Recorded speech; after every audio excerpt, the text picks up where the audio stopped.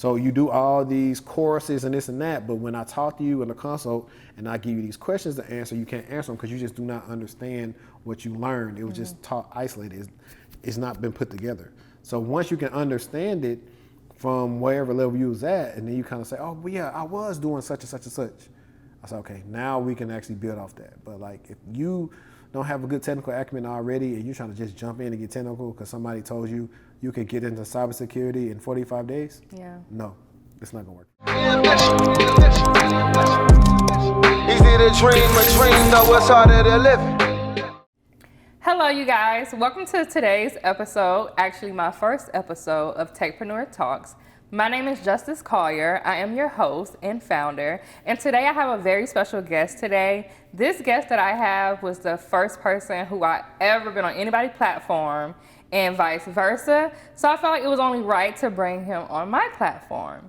And today I have Henri Davis, AKA TechTual Chatter. And today we're going to get into some real good details about dealing with tech, how to learn about cyber, something that you can learn and take forward as a tech professional. So, Henri, nice to meet you. Beat me. Nice to see you, Henri. How are you? I'm good. It's been a couple of months. It has been a couple of months? Well, no, not really. It's been like 2 months. I was about to say, I just seen you not that long ago. Yeah. Yeah. Oh, I just remember where I saw you actually. That's why I didn't say where. That's why I didn't say so where. Crazy. Oh my gosh. Okay, so how's life been lately? What have you been up to? Like, what's going on with you? Life's been busy. I've been still dropping podcast content, still dropping content to help people get into tech and revamping some of my coaching stuff. So life has been pretty busy. Nice, nice. So I want to let you guys know that me and him go way back to like all the way like 2020. Yeah. 2020, which is crazy. And I was just getting into like the motion of tech, meeting new people in tech and actually trying to network. Because at first I was kind of isolated. And he was like one of the first people I ever met. And he was like really, really cool. Well, we met virtually, but he's really, really cool. And then I decided to move to Texas. I'm like, hey, I'm in Texas. And he's like, I'm in Texas. And I'm like, wait, what? And then we decided to link up from there. Yeah, not to mention, you were so hard to get in contact with 5 years ago. I'm sending different emails, and I'm like, yo, like, I was like, you ain't that busy. I was busy. You was busy, but you wasn't that busy. Because I was seeing you post. Exactly. I was busy. Making your Don't Rush challenges. That's really how I started. So if you guys remember the Don't Rush challenge we did back in COVID of 2020, I think it was like around March or April, that's really how I started my little buzz on Instagram. And after that, I started getting more traction and more people following me. So shout out to the girlies who did the Don't Rush challenge. You know who you are. It was a good time, fun time. And now I kind of just want to tap into a little bit more about you and where you're from. Because I feel like we're friends, but some people may not know where you're from and like what you do. So let's tap into first, where are you from? Cool. So I'm HD. That's the easy way so you don't mess my name up. I'm from Shreveport, Louisiana, the 318. Because every time I say from Louisiana, people say New Orleans. I'm like, no, this is the original Ratchet City. We got our own culture up there. And I've been in tech over a decade now. So I started off doing help desk. I worked in the NOC, and I moved to Dallas. And I was able to get into cybersecurity in 2017. So I've worked for security companies. I worked for MSSPs. And I've been in the financial sector for the last, 4 years now? So it's been pretty interesting. About me, I work in the blue team. And so what that means is I defend. So right now I work in incident response. And pretty much all the things that you guys see when you see like those security breaches and things of that nature, my team is the team internally where we're reacting to that instantly when it happens and getting everybody on calls and figure out like who is patient zero and how can we stop the bleeding, and we work with legal and figure out what can we say, what can't we say. But that's kind of like me in a nutshell without kind of like drawing out my origin. Wow, that's really, really good. You know what? I never knew that about you. Really? As long as we've been friends, I knew you was in cyber. I didn't know exactly what you do because I don't really understand cyber. So I'm just like, I have friends in cyber, but what they do directly, I don't know. So I thought it was something else, but that's really, really good. Okay, so wait, let's go back because you say you're in cyber. So what made you get into cyber? Sure. So I'm going to go before college and then I'm going to college. Okay. In high school, I actually had my friend at the time. I saw them put in some of their password in one of whatever class in Facebook. So I seen the last part of it. And so I texted her, like, hey, what's your email address? And so that night I logged into her Facebook. You scammer? I just logged into her Facebook. That was my first time social engineering somebody. Okay. And then I made a post like, hey, who should I let walk me out to the homecoming pep rally? And I gave myself away because I put myself in the choices. And everybody's like, the next day, don't be on my friend Facebook. Why you hack my friend? This and that. And so back then, I really didn't know what I did. I just knew that I did something. Right. Fast forward, I got my undergrad from Louisiana Tech University. So fast forward past that, I'm in computer information systems. I thought I was gonna be an architect. I was like, I'm not that talented. Let me go do something that's gonna let me enjoy college and make good money. Okay. And so I saw the salaries, what I could make, and I was like, oh yeah, that's it for me. And I wanna say it was either close to my junior year or my senior year, I did a forensics class. So the forensics class showed me that anything we put on our phones, our computers, anything that you put there, when you delete it, it's not gone, it's still there. Oh. So when I did that, I was like, oh, that's something cool. So after that, ended up getting a security plus, and from then, in 2013, that's when I tried to get into cybersecurity. Oh, that's a really good story. I never knew that. Wow, okay, crazy. So it all started with Facebook, and then you did all that, and now, okay. So that's good. So what was the earning potential that kind of, sparked your interest when you said you saw the money?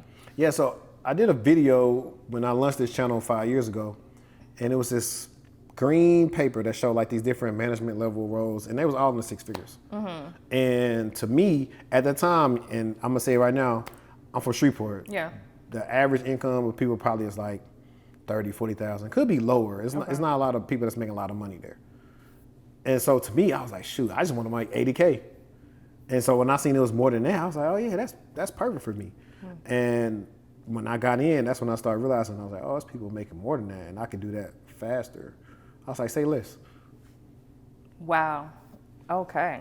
So making fast. So wait, when you started out, what was your first actual role? So my first ever, in the College of Business, so even I can back up, what also made me know I could get into IT, tech, security was, at the College of Business, I worked for Mr. Eddie was the director of IT, and pretty much he set up all the IT infrastructure in our new College of Business.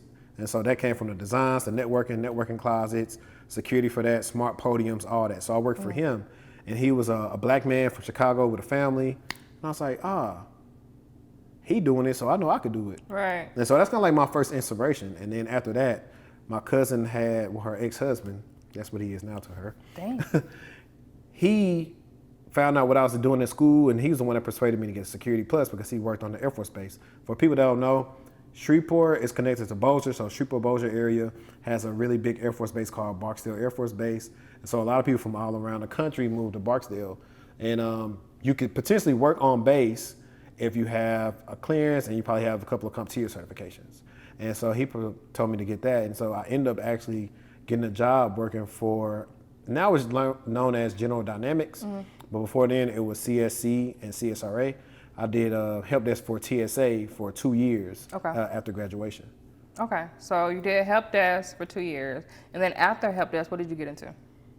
I moved to Dallas, and I got a job working in the NOC, which stands for Network Operations Center. Okay. And it wasn't a big salary jump. Like if I was making, I think I was making like, my old company in Shreveport pretty much picked the cheapest way possible to pay me $40K. You're kidding. Yeah, and so the NOC role was only paying me like $8,000 like more per year. And of course I would get like overtime or whatever, but it was in a better market. Yeah. So I was like, okay, I just got to get to Dallas. And I moved out to Dallas, moved my aunt and little M, and the rest is history. Okay, so wait, how long you been in Dallas? Next year will be 10 years. Wow. Next June it'll be 10 years. I didn't know you've been here that long. Yeah. Okay, that goes to show how much I listen. Well, a lot of people don't know that. Like, I think I on other podcast shows when I get up, it's like, yeah, I've been in Dallas like 10 years. It don't feel like it though. Yeah, I mean, I feel like it's probably quick because I feel like I haven't been here, I've been here for 2 years and it feel like I've been longer. Yeah, and where we are now did not exist when I first was working across the street. Dang. Okay, that's good to know. All right, so you got into help desk. You did the Knox, correct? Mm-hmm. Okay, and then from Knox, what did you get into? 'Cause I like to hear people transitions, and I want to see how did you get to where your next opportunity was, and what did you do to get the opportunity? Yeah, perfect. And I'll expand a little bit more on the knock role too, just a tad bit. In my knock role, so the company I work for is called Incom, and we really were in the PCI DSS industry. They had a specific, Income had a company that they acquired called Online Systems. So I worked for Online Strategies, and they had this specific software they invented for payment cards. And all day we would monitor the transactions, make sure anything didn't go down, and that's where I got like a bulk of incident management and incident response experience, as well as like some other stuff I did in the knock. And I learned how to use Splunk. Splunk is like, everybody who's trying to get into IT probably seeing Splunk on the job description. Like, Splunk is still everywhere. It's been acquired by Cisco, but it's still pretty much a good product. But that job was pretty much very reactive, and I didn't do much. I worked, I want to say I did Thursday through Sunday. Yeah, Thursday, Friday, Saturday, Sunday. Yeah, I worked that shift. So a lot of times I was not doing nothing. So on the weekends, I was having to wake up, come work 7 to 7, and not do anything. So I was like, man, I ain't like move out here just to be coming up here to be doing like nothing. Like I'm really not doing no work. I'm sleeping on the job. Oh. I'm inviting people to the office because I'm right by the Galleria. Right. So I used to go to the Galleria while I was working. And I was like, as long as PagerDuty don't go off, I'm good to go. Oh my. I have to do something, but that actually led me to going to get my master's. Okay, let's talk more about your master's. What did you get a master's in? So I got my master's in technology management from University of Dallas in Irving. And I had 2 friends from LA Tech that was out here too, and they were already going to the school, so I chose to go there. And I really liked the program. Really good teachers, a lot of teachers that either worked in the industry or they were either doing both at the time.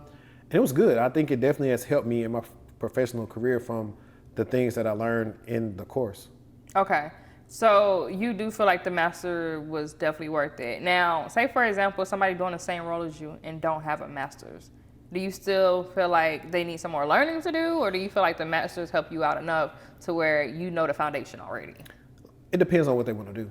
Okay. So if you want to get into people management and things of that nature, I would probably suggest getting a master's, because a lot of stuff you're going to do is going to be based on what you would do possibly in a role at a company where you got like this project management and all these different things you got to do projects and work with different people, cross collaboration. You know that word. They They love that word. So I would say, yeah, but if that's not what you want to do, you want to stay at IC, just really get your skills up. Only really just focus on learning the skills that they're hiring for. So for me, it was just something I knew that I could do that would like occupy my time while I was at work. So do homework in there, and I had a plan of the company to pay for it while I was there. So that was kind of like my plan, even though that's not what happened. That's not what happened? Nah. Oh man. Because while I was at the NOC, I was applying the roles. I still was interviewing. I'm always interviewing. Yeah. And at the time, McAfee was Intel. Okay. So I applied for a job, and you know how when you apply for jobs, they say, hey, do you want to be notified of when Intel's doing events, joining our career network, that type of stuff? I hit that box. And so I got a message one day saying, hey, we are having I don't know if it's a career fair, but it was some type of thing they was having over there. Yeah. And they was like, do you want to come? I was like, yeah. Ironically, the day the thing was set up to be, my company was having something in the office. So I'm in office dressed up, finna go to a thing, say, yeah, I'm gonna be here a little bit, then I gotta bounce. And that's also around the time when I probably got the worst haircut I ever got in Dallas. Wait, what made you think about a haircut? Cause it all correlates. Cause if you know me, I got a haircut this morning. Yeah. Whenever I'm gonna do something, I wanna go get a haircut. Okay, that makes sense. And normally at that time I was going back home to get a haircut. Oh. You know, a dude, we all know, a guy probably cheat on his girl before he cheat on his barber. I've been hearing about that. Is that accurate? Yes, it's probably accurate. Cause they're hard to find. A good barber? Yeah. I got a lot of people that you can recommend for a barber here. I know. Shout out to my boy Buck B Chopping. He chopped me up today. Shout out to Buck who? Buck B Chopping. That's not his name. That's his IG name, Buck B Chopping. Get out of here. I ain't gonna lie, he did good though. Shout out to you, because it looks really, really nice. But yeah, so bad haircut. A dude I was hooping with at LA Fitness told me to go there to get my haircut just for the next day. He's like, man, he messed you up too? He messed me up. I was like, bro. He said, yeah, that wasn't my real barber. I said, you could have said something when I walked in. I wouldn't have got a haircut at all. But after that, I did that, and they liked my resume. Yeah. I did my interview in like December 2016 for that sock roll. Okay. And I didn't hear nothing back for a while. Followed up with one of the managers in February of 2017, and then like a week or two later, I'm playing ball at LA Fitness. I get an email from the manager at McAfee, and he was like, yo, hey, you got time to meet up today? I'm like, yeah. Leave, go take a shower. I put a whole suit on. Yeah. Go up there for 5 minutes. He was like, hey, when can you start? You're kidding. I promise. I said, I can start today if you want me to. And this off your resume? Yeah. No talking before anything. Because they were building out a new team. So, at this time, it wasn't you're going to be remote and all this type of stuff. It's like you're going to be in office. So based on maybe what they had in the area, I was qualified. You're kidding. And that's how that worked for me. So a lot of times I do tell people in the job search process, it's a mix of skills, right timing, and luck. For me, it was right timing and luck because I was already qualified. Yeah. I just needed a shot. I just needed security on my resume. Yeah. Okay, so what all did you have on this resume? Let's get Just into my it. experience. At the time, I had only worked at the help desk, and I had worked, of course, with the NOC. So I was just talking about my incident response experience working at the NOC, what I did at the help desk, and how many. At the time, my help desk experience wasn't even as good as it should have been as far as like showing like how many people we managed, how many tickets I closed out, first call resolution, adhering to SLAs, building our documentation. Like it wasn't even worded in that type of way. Okay. But it was better than what most people have. Like I said, you didn't see people's resumes. I didn't see a ton of resumes. Most of them is hot garbage. It's trash. Throw it in the trash 2 times. So it was better than that. I think at the time I had a Security Plus at the time. That's the only certification I think I had at the time. And I think I just had a willingness to put myself out there. That's why I always tell people like, just go the extra mile. You just never know what showing up will do for you. No, I agree. So with that, did you do your own resume or you went to a professional writer? My own resume at the time. You did your own resume, okay. Actually, I had a template that I used from a guy that we all worked together at the College of Business. I pretty much built out the template from him. So I think even at that time, no, I didn't have my course-related courses on there anymore. Yeah, because I already had experience. Yeah. Before then, I only had related coursework, and then I used to work at the College of Business and Target. So that was on my resume back in the day when I was like doing like the help desk stuff. Okay, nice. That makes sense. That's good stuff. And then, after that, you work with this guy, and how was the journey and the process with working with this man? I have a whole episode on working at McAfee. You got an episode for everything. I do. I mean, that's how people know my life. I went through the whole thing. McAfee was cool, but it wasn't cool because they was hiring people that didn't know what they were doing. There wasn't no training. So a lot of times people be talking about training. I'll be like, what training? Like, I worked through one of like the biggest, security ransomware events like in history called WannaCry. Okay. And that's literally like kind of like all we did until I was laid off. Okay. But I got to meet some good people. Like one of my coworkers I met, we work together like 3 companies now. And like, we're actually friends outside of work. And like that's rare that you meet a friend at work. How y'all able to work 3 companies like that? Every time I would go somewhere that was looking for somebody, I'd be like, hey, I know somebody. Oh, that is so true. Connecting and plugging people in the industry is a real thing, for real. Yeah, that's all I do. Because I was the same way. Anytime, because I'm like, we already know the team probably not diverse, so I'm finna make it diverse. Oh, that's good. And so they really like the people you brought on?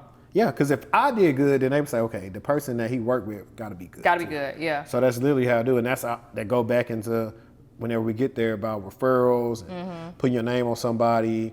It's all in that umbrella right there. Okay, no, that's pretty good. Wow. Okay, so let's jump into like, what are you doing currently? So currently, what I'm doing is I'm in incident response specifically for a financial company, and that results in fun stuff. It could be a lot of downtime, but then when it's up, it's up. Yeah. And so like responding to incidents, making documentation, doing a lot of analysis, working with different teams. So you have like a lot of times you have like insider threat teams, you have threat hunt teams, you have threat intelligence teams. Sometimes you work with HR, sometimes you're working with legal for different things. And that's when you start realizing like what aspects of your role does your job touch, and you can kind of figure out different things. Yeah. So stuff that people don't even think about. Like a lot of times I'm talking about, hey, cool, you want to be a lawyer? You could be in the courtroom, or you could just be a lawyer for a company. Yeah. Like a lot of stuff that people don't think about. So you technically could be in tech and be a lawyer. You can be over the tech contracts. Agreed. All that different things, like those take lawyers to do the jobs. And I don't think a lot of people just look at that. It's like different industries you can get into. They want to be like Suits. They want to be like Harvey. Not you brought up Seuss is crazy. Oh my goodness. No, I like that. But no, that makes sense though. So like, okay, you work kind of in fintech now. So what do you feel like is a popular industry right now for cybersecurity? Is it fintech, govtech, edtech, or any other thing? If I was to say popular and needed, healthcare. Why healthcare? So last year, Change Healthcare had that big breach where it cost them, I think, like $3.1 billion. They loaned out like, I think, 8 point something. And they didn't put a dent in the money for United Healthcare. They make so much money. Okay. But you got a lot of companies now saying, hey, we trying to hire up because we don't want to be at Change Healthcare. Right. So this goes from all aspects, from like pharmaceuticals to individual like chains that do like niche things in healthcare, hospitals. All of them are hiring for cybersecurity people. Specifically actually on defense, because they want to know how they respond to these things and how it don't take downtime. Like, think about Change Healthcare. People weren't able to get prescriptions. Who knows who died from not getting their prescriptions. Money, billing, all this stuff. A lot of pharmacies was like shut down because they couldn't do nothing. Yeah. And so that's when you start looking at the trickle effect of how much money a breach actually costs. Not only the monetary value, but the damage to your brand, unless you're in a monopoly type of industry like United Healthcare and Cigna and Aetna and them are in. Okay, so if you're saying healthcare right now for cybersecurity and it's in high demand, what roles do people need to look into? It varies. So for me, like I said, blue team, so you got SOC analysts, you have incident response, you got your SOC managers, you got threat intelligence, you have, I see a lot of things for like detection engineering, security engineers, where like you have to know about automation. And that's a big thing too that some people are scared of. You got automation. Of course, you got governance, risk, and compliance. So those roles could be named various different things. Yeah. You have people that do like application security. I would say the security probably would depend on how your company makes money. Like for a retail company or like a bank or something like that, like definitely they're gonna make sure they hire people that's gonna be in like application security, because people that go through and put in their information for loans and stuff and they can't hit anything. They wanna make their money, gotta make sure those sites are up. Okay. So also you see a lot of like incident commander roles too. And all that is a role that's specifically tailor-made for big incidents. That's what I did at Goldman Sachs. It's where you come in and you're pretty much the technical project manager at an incident. Okay. You're notating what happened, you're getting the notes, you're gonna send them out to stakeholders, you're gonna involve who needs to be involved on the calls, and you're gonna work out work streams and get ETAs on these things to figure out like, what's the update, and based on the criticality of the incident, that will determine, how often that you send updates about the incident. Okay, so wait, I heard you say something about different teams. How many different teams are there? So I think it's a lot now. So it used to just be, most of the time, the more popular was blue and red. Okay. Red being offensive, like pen testing, the hackers, all those different things, the stuff that people think is super fun. Right. But in the environment, it's probably more paperwork than it is actually having fun. Blue team is defense. Then you have the purple team, which is a mix of blue and red. And I want to say they also got like orange team out now. Green, I think I could be wrong. Rainbow, don't you? They've been expanding like the different teams, but I believe I did see orange before. I could be wrong. Okay. But yeah, you got a lot of different like teams out there. But a lot of times there will be some collaboration. Like if the pen test team is doing something on our network, they're gonna notify us, because if they don't and we see the activity, we're trained to say, okay, that's an incident. Let's raise the alarm. Yeah. So that's why they have to notify us. And even in the pen testing, you got to say, hey, we're going to be using these specific IP addresses, and we're going to be using these targets, because that's typically whether it's internal or external type of pen test. They got to do that contractually. Anything you do that's outside of that, you can get fined and in trouble for. What? Like you get fined? Not us, but I'm saying company. like if you was doing a pen test, Okay. like if your head and Techpreneurs was doing pen tests, he said, hey, we're going to do pen tests on Walmart.com only, and then you start doing stuff on like, let's say Costco or something like that. Or let's make it easier. You was doing Walmart.com/groceries. Yeah. That's what your target is. But then you decided to say, hey, we're gonna do Walmart.com/automotives. Yeah. You wasn't assigned to do that. So now you get run into trouble for doing it. Oh, this is crazy. Yeah, it's a lot of paperwork involved in cyber. So it's a lot of documentation. Yeah. So do y'all code? So security engineers, they don't code, but they do want them to be able to script. Okay. So I know the background of like either like scripting or whatever, because I've had to take programming classes. So I know kind of how to foundationally understand it. But I mean, I use AI to help me with the script. So if something I need to be done, I know how to use like pseudocode to explain to AI what I need done, and I can get the script made for me.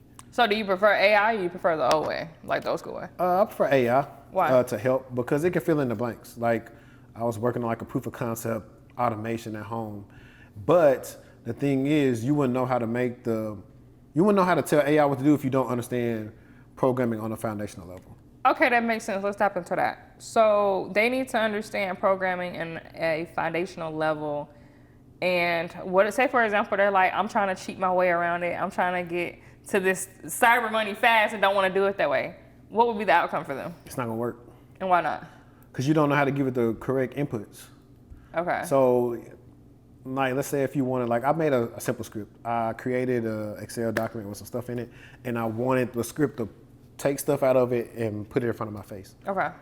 You could just try to tell it that, say, hey, go to this file and pull this out. But you need to say, hey, I need a script that will access said file and said drive, and if it's in this column, when I ask this question, return the value in column, yada, yada, yada. Yeah. But if you don't know how to do that, because literally in programming, you're going line by line because you got to tell it exactly what to do. Yeah. If you don't know that, then that's why it's not going to work for you. Okay. That makes sense. I get that. Okay, so with that then, what are some popular tools in today's market that you feel like somebody needs to learn in cybersecurity? This video is being sponsored by TechTual Consulting. Are you still struggling to get into cybersecurity? Are you not getting interviews? Do you have a bad resume? Or is it all the above? Well, if that's you, then we got you covered at TechTual Consulting. My name is Henri Davis. I'm a career coach and a cybersecurity professional, and I've helped hundreds, maybe even thousands of people get into cybersecurity with my coaching and my content that you've seen in various places. Now, I specialize in specifically getting people in the blue team. That would be incident response or SOC analyst. I can cover everything from your entry level to your medium to your advanced skills and really help you outperform your resume. You don't believe me? Check out some of these testimonials that I've had from recent clients. So if you're interested, click the link in my bio, techtualconsulting.com/offerings to see what offerings that we have available for you. Now, back to the show. Sure, so you have Splunk, I've talked about it before. Yeah. Splunk, you have things like CrowdStrike. And granted, I also do like a disclaimer. Some of these tools you can only use like if you work at a company. Okay. Like it's hard to really get access to CrowdStrike. Like you'd have to be working somewhere. But that's the real gatekeeping. So a lot of times on social media, people talk about, oh, we gatekeeping, and you're not telling people that. It's like, no, the real gatekeeping is you can't access some of these tools unless you work somewhere. That's the real gatekeeping. Right. But popular tools would be like CrowdStrike, SentinelOne, Microsoft Sentinel, which with Microsoft, they pretty much let you use all this stuff. So you can set up your own Sentinel instance, and Microsoft Sentinel is a SIEM, security, incident, event management. Yeah, that's what it stands for. Yeah. So to even kind of break that down so people can understand what that is every time, whether it's your MacBook or you got a PC, every time you do something is happening in the back end logging that. Yeah. So for the security standpoint, there's no way possible we would be able to not have a tool that would correlate all the information in us and spit it out to us in something simple. Mm-hmm. So all it does is take logs from everywhere, aggregates it, and based on the detection rules, it'll give you something. So if we wanted to say, hey, we want a rule that shows us when people log in from Iran. Okay. You can start taking in authentications, and based on the source IP and the location of the data or the metadata that's in the logs, it'll fire. So you know exactly what to do. But that would be harder to find if you didn't have that. You would have to go on the firewall, download the logs, and sift through everything, and that would take forever. And so that's what a SIEM makes easy. So that's the benefit of Microsoft Sentinel, because it's pretty much Microsoft is a big company, and it lets you get access to Microsoft Sentinel. They'll give you access to Microsoft Defender, which is their endpoint detection. And all that is a fancy word of saying like AV for enterprise environments. Okay. And you can make custom rules on that too. So all those different incidents and events that we see that happen, a lot of times you have specific engineers just that work on endpoint detection, making sure that those things cannot affect your organization. So Sentinel, you have, what's another one people like to use? Open source too, you have like things like the Elk Stack. Now open source is different because it's open source, so anybody could download it. But a lot of people like to learn Active Directory. Now also the cool thing too is with the cloud, so Microsoft has Azure, Google has GCP, Amazon has AWS. All those you can literally Go sign up, use your card, and get to work. Oh, and you can okay. learn those easy. Their certifications are cheaper, and I like their tests because they're much more beneficial. So if you go through some studying material for, like, for example, AWS Cloud Practitioner, if you get a course, it's going to say, every section, okay, do this, and this. So now technically you did something that you might do at work eventually. Yeah. And you can notate that, and you can leverage it to kind of say what your experience is and how you understand some stuff. But there's a lot of different tools, like a proof I was point. about to say it's a lot of tools. Y'all got a lot. Yeah, like proof point, like one of the biggest ones that me and Charles were talking about earlier is Wiz. So much. It's a lot. It's a lot. If I was to just talk about SIMs alone, you got QRadar, Exabeam, Sumo Logic, Sentinel. And matter of fact, CrowdStrike got their own SIM now. So it's just a lot. That actually is like a video idea, actually, to be honest. That is crazy. I didn't think it was that much. I thought it was like y'all had a few things like here and there, but I didn't know y'all had that laundry list of like tools to use. Yeah, I mean, because you got to think about it. So all these companies that got the tools, Yeah. then they start their own company, and now they start offering services. Right. So like CrowdStrike in itself already offers like Falcon Complete, or they'll like have Overwatch. So they're like monitoring other people's environments. So they're consultants. So they're just like a company name. Well, Mandiant used to be like the go-to IR retainer. Yeah. Where like if you needed somebody to, like if you had to do a letter of attestation to tell your stakeholders, say we're no longer hacked, you would call in like a Mandiant to come through and just make sure everything your team did or find blind spots you didn't do. They're owned by Google. CrowdStrike offers that, and then there are other companies that offer that for companies that may not have the resources to have incident responders like on their payroll. Okay. Huh. Did y'all know that? Cause I didn't know that. Yeah, it's a lot. This is a lot. And you like enjoy this like on a daily? Because you find out something new. Yeah, y'all learn a lot. So like those episodes that Destiny and I do where we're like looking through the Hey, incidents. that's it, girl. Like when I'm researching them and I'm reacting to them, I'm like, okay, what happened right here? Because how did it get this big? Right. Because normally when these stuff happen, there's one or two things. It's either neglected or somebody didn't know they was doing an alert, or you don't have the right detections to catch it. Yeah. So it's like, prime example, a person at a house that don't have any type of Ring cameras. Yeah. You're not gonna see who's like walking behind your house or doing that because you're not gonna catch. You can't detect it. Only thing I don't like about Ring though is if your power out, you're done. Dang. That's the only thing I don't like about Ring. You probably got to plug that into like a UPS or something. Or something. Cause I'm telling you, like, our power always got over here. So it's like everything is over with. Can't see nothing outside. And I'm like, can they fix that? Like, Ring, can y'all really fix that? Cause that's a problem for me and I really don't like it. They probably are trying to address it, but just in literal terms, like that's how you could pretty much protect yourself. You're gonna have the right detections. So if you don't have no fence around your house, Right. or whatever, or you ain't got no locks, somebody Yeah. just walk straight in. So how you gonna stop somebody from coming in your house? That's really all the stuff that happens in the network. Like Yeah. the simple terms, I think people. Well, really, the problem a lot of times with cyber is a lot of times people want to flex how like intellectually smart they are. Yeah, no, they do. But They do. when you just dumb it down and keep it simple, it's the same thing. You got a house, you got a firewall, you got a fence. Yeah. The fence is supposed to be keeping people out. Even if they get through the fence, now you got defense in depth with your door, you got a lock. Okay, Wow. maybe somebody cloned your key. Okay. Now you got some other stuff in the house that's going to let you know. They say, hey, like your thing, let you know, hey, you walk through the front door. Yeah. It's all the same thing. That's This when is you get such a alert. good analogy. I never thought about cyber in that type of way. That's my job. When I'm on interviews, I'm literally telling people, like I've been in interviews where my role would be more like customer and client facing. Yeah. And they would ask me kind of about my skills or like how would I explain stuff to like a C-level exec. And I Right. would, literally what I'm doing now. Yeah. Because I'm like, I ain't in here trying to show you how smart it is. You just want to understand what's the issue That's and all. dollars and cents. Yeah. And once people learn that, they do better in their career versus like trying to like be so smart. I tell people all the time, I really don't think I'm that smart. I think I just apply myself. Yeah. Mm-hmm. No, that makes sense. Oh my gosh. Okay. I learned a lot, and I'm not even in cyber. All right. So let's kind of tap into when it comes to cybersecurity, right? Mm-hmm. I'm trying to think of how I want to word this. I don't want to call it different levels. But let's talk about these certs, okay? Mm-hmm. Because I get a lot of people coming up to me asking me about certifications, like, hey, I'm trying to get into cyber. What cert should I take? Should I take this? Should I take that? I'm gonna ask my cyber friends because I'm not sure what y'all need to take, and I'm gonna ChatGPT it. But then I'm looking, I'm like, some of the stuff y'all taking, I don't even know if it makes sense for what y'all trying to do. So let's tap into what is a popular cert or a good entry-level cert to start off with and then work your way up. I would say, some people who are familiar with my country, they probably think I'm against the certification. But I very much still believe in the Security Plus Okay.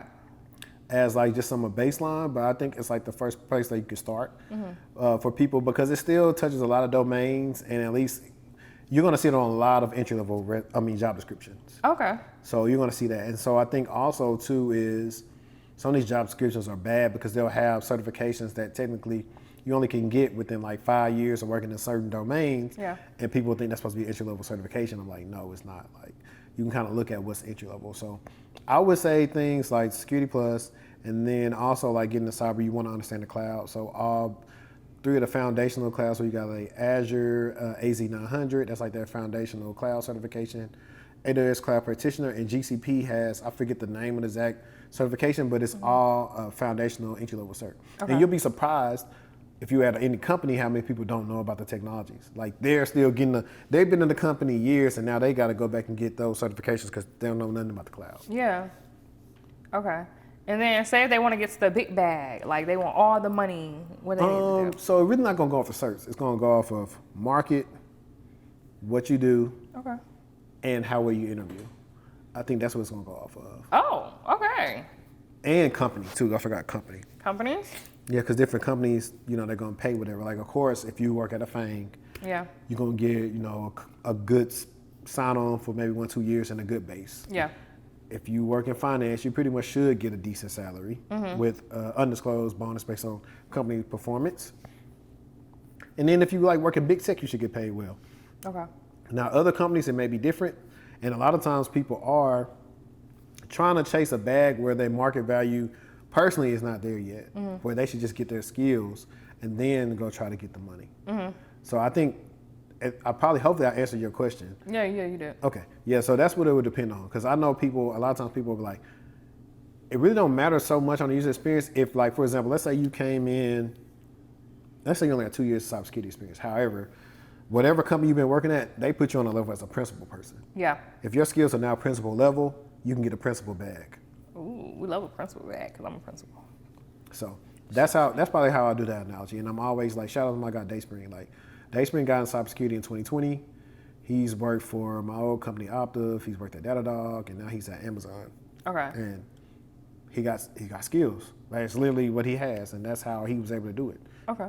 Grinding. So do y'all have it set up like, because I know in UX we have it like junior, mid-level, senior level. We got managers, directors. Oh no, I skipped the leads. We got leads, managers, principals, and can't keep up.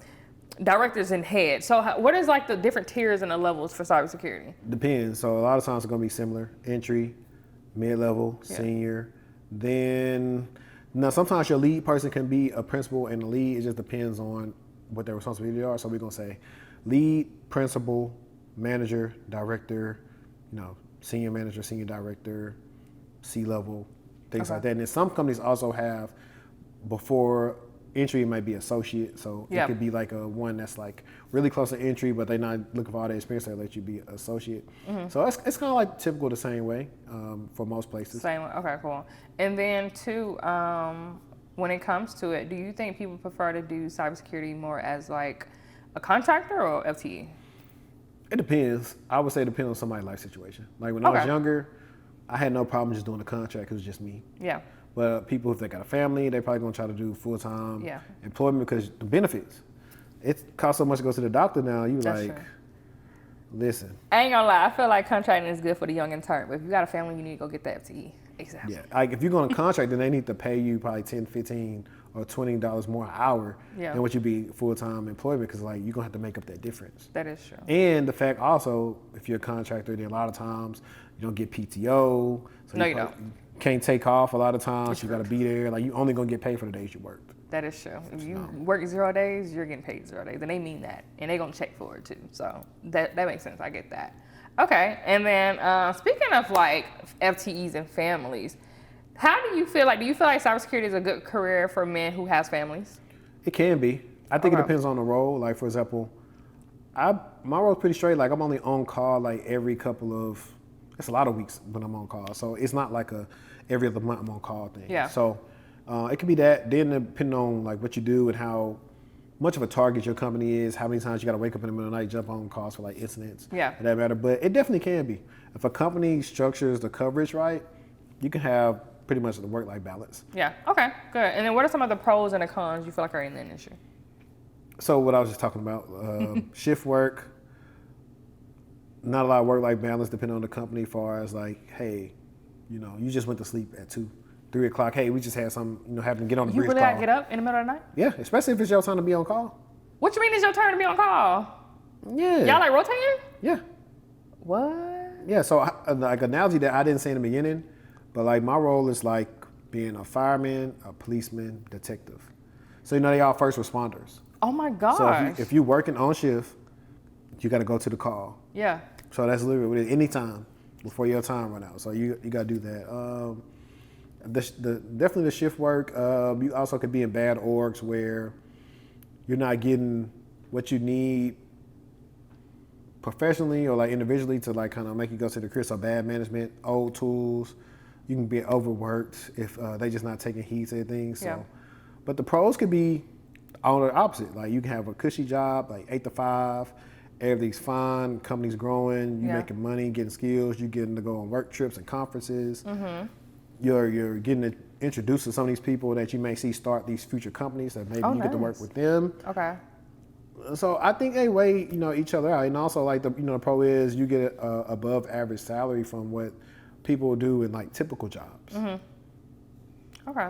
So it sounds like you got way more pros than the cons. Yeah, The only con for is sure. y'all getting up in the middle of the night. Yeah, and honestly, that's only just if you're working in a response faction or if you either like work either with an app or some type of things where like you have to be brought in for like incidents. If you don't have to be brought in for incidents, then you probably just won't have to deal with an incident unless it's like during the daytime. Okay. No, I get that. That makes sense. Okay. Little cyber. I'm understanding y'all little world of cyber. Cause when I tell you I ain't know nothing about cyber. I know absolutely nothing about cyber. But I was always intrigued because I'm always hearing people talking about I want to get into cyber, I want to do this, I want to do that. I want to drive this Lamborghini. I want to, you know, drive this Porsche. So it's like, okay, are y'all really getting to this tech background? So with that being said, with cyber, do you feel that it's important somebody have a mentor or to just stick it out and figure out on his own? I would say you would move faster along your career with a mentor. Okay, why is that?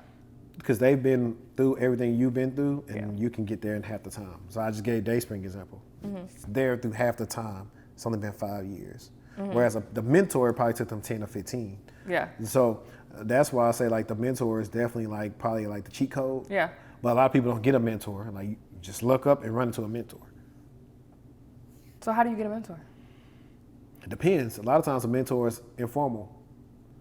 You could be like, I mean, pretty sure you probably either been getting your hair done or somewhere with the girlies and talking to somebody, and maybe y'all in a similar field, and you take to the person. You say, you know what?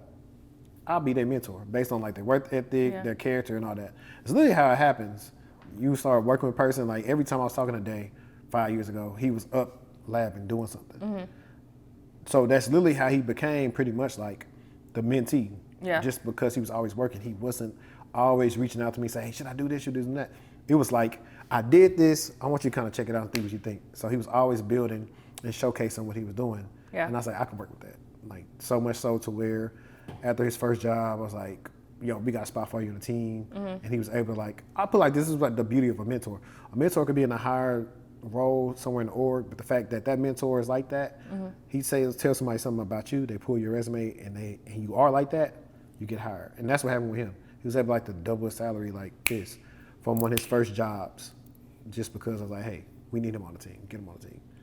Okay, so it's important to have a mentor because baby, they pushing you through. They getting you through the door. Yeah. As long as you're doing what you need to do and you got a mentor that got that rep, you're good. Yeah, it's a small industry, especially when you come to black people. That is true. So everybody know everybody. Everybody true. work for somebody. Everybody know who somebody manager is or whatever. Yeah. You'll talk to somebody, oh, hey, I work with them at so-and-so place. Yeah. Dang, okay. So are you a mentor? Like, do you offer mentorships? Sometimes. Depends on the person. Oh, let's get into that. Why? Why are you picky? Because I don't have a lot of time as it is. Okay. So like if you don't fall in the mentee status, then you could be a client. What's the difference? The client pays. Okay, and the mentee is free. Yeah. Okay. And So the what mentee do is they not, got? Yeah, because hold on. mentees are less maintenance. Yeah. clients are paying me for a service, and I'm pretty much a lot of times holding their hand unless they only need a couple of things. Ooh, let's talk about hand holding, because how do you feel when you got to hold their hand every single step of the way, or do you prefer to have somebody like you can tell them a few things here and there and they get it and they execute? So right now we really only target IT professionals because I shouldn't have to do a lot. So no rookies.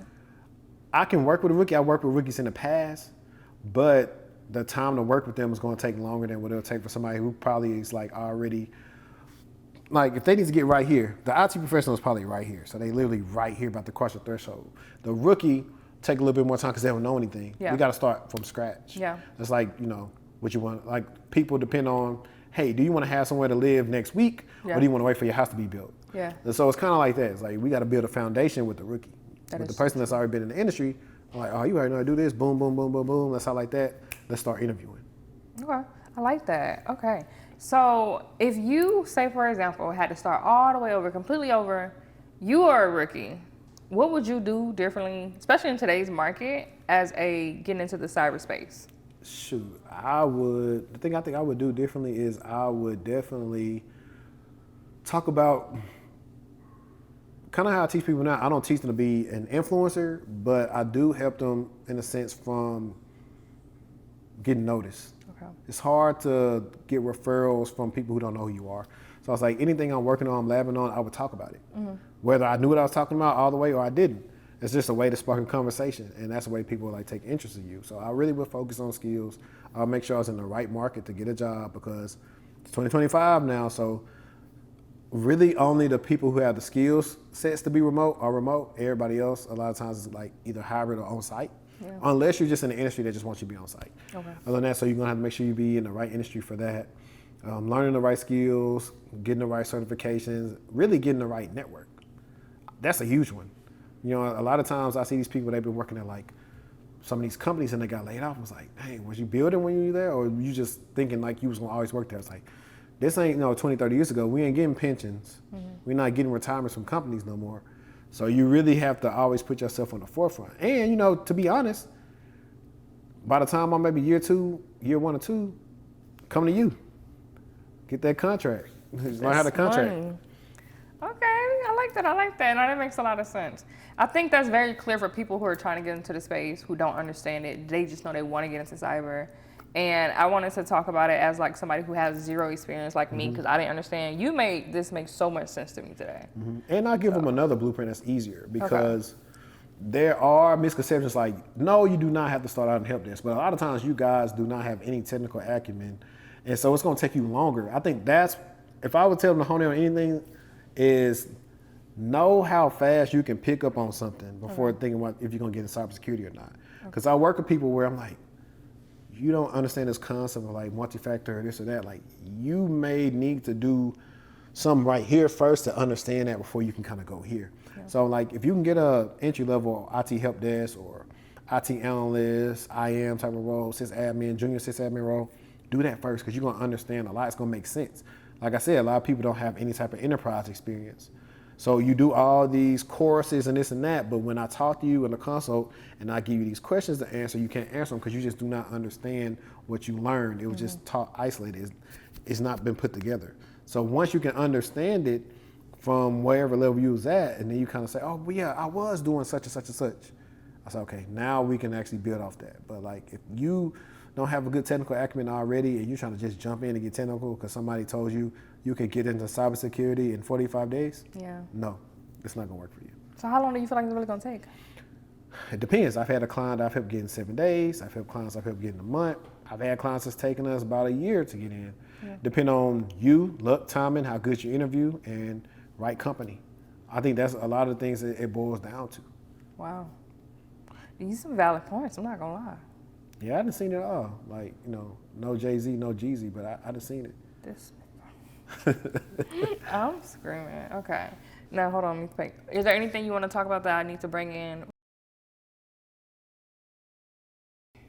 So you was telling me that you are a coach and you mentor and you have clients. So can we get more into exactly what do you do when it comes to your business side of things? Sure. So right now I have like 2 types of clients. I have the clients that, I'm finna use their YouTube terminology, they get my high ticket offer where they get the opportunity to work with me one-on-one.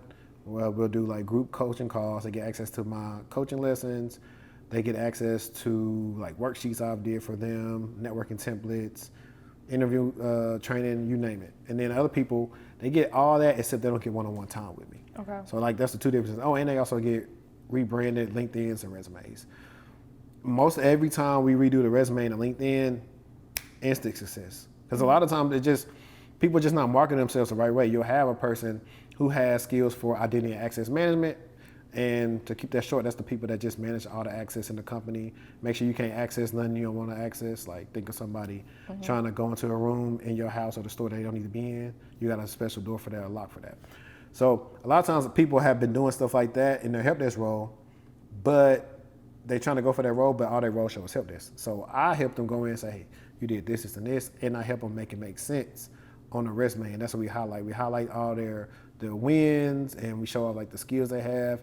If it's skills that I think they're missing, I go say, hey, you should go learn this, go get this certification, just so you can get like a call back, because we see this on probably like 50% of job descriptions. So I help out with that. Not only that, they get access to my network. I think that's really like the biggest thing, because I got, people that are directors, C-level, like you name it, at companies, or direct hiring managers that I can say, hey, I got a person for you. Yeah. That literally happened to a client of mine. Like, they had a job opening. I told my homegirl, we used to work together.